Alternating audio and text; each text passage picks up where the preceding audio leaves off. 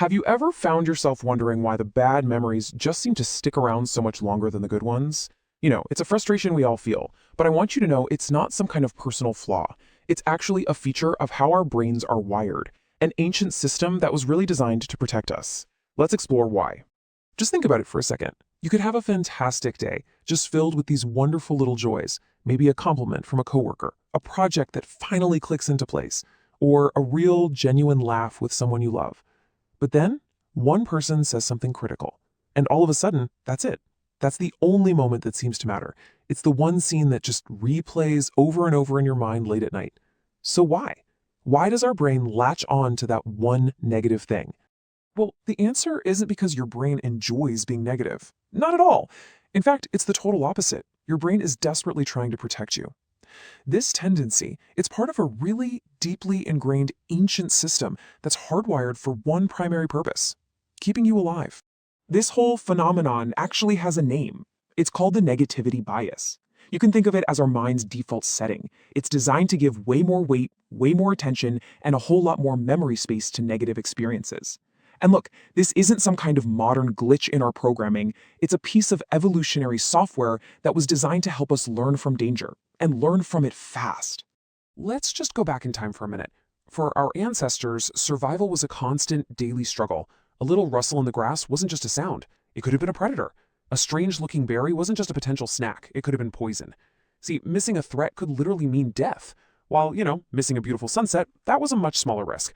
This state of constant vigilance is what wired our brains to prioritize and remember threats above everything else. And this right here is where that ancient programming really shows up today. Our brains, well, they haven't exactly updated their software for the modern world. A harsh comment from your boss, or that feeling of being left out, that can trigger the exact same alarm systems that once protected us from, say, a saber-toothed tiger. To your brain, emotional pain can feel just as urgent and just as real as a physical threat. So how does this all happen on a biological level? I mean, what's going on inside our heads? To really get that, we need to look at a specific, really powerful part of the brain that acts as our own internal security guard, the amygdala. The small almond-shaped area, that's the amygdala. The best way to think of it is as your brain's emotional alarm system. Whenever you encounter something that feels negative or threatening, the amygdala just fires up, sending this urgent alert throughout your entire brain and body. It is designed to get your immediate, undivided attention. And when that amygdala sounds the alarm, it essentially stamps that negative memory with a high-priority emotional tag.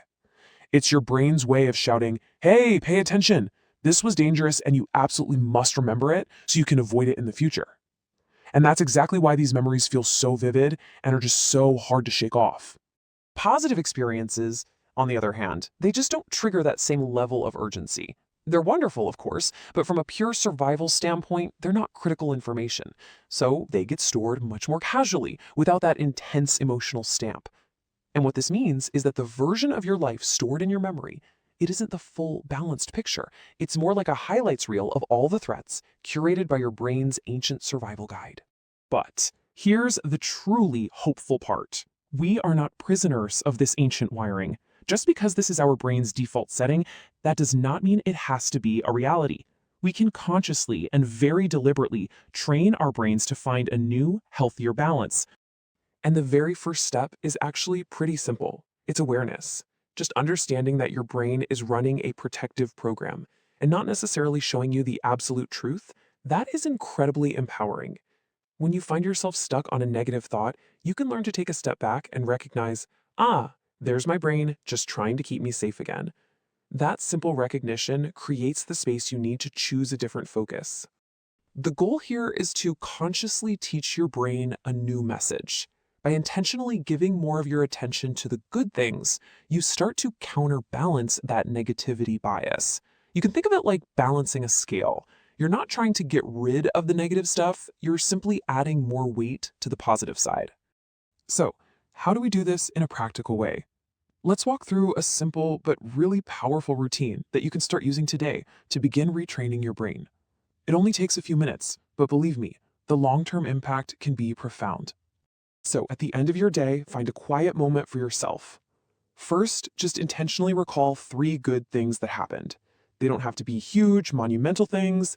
Maybe it was just the taste of your morning coffee, or a nice moment of connection with someone, or a little problem you solved at work. Then for each one, don't just think about it, try to actually feel it. Really re-experience the positive emotions that went with that memory for at least 15 or 20 seconds. This is the crucial part. This is what helps build new pathways in your brain. What you're doing with this simple practice is you're giving those positive moments the same VIP treatment that your brain automatically gives to the negative ones. You're stamping them as important.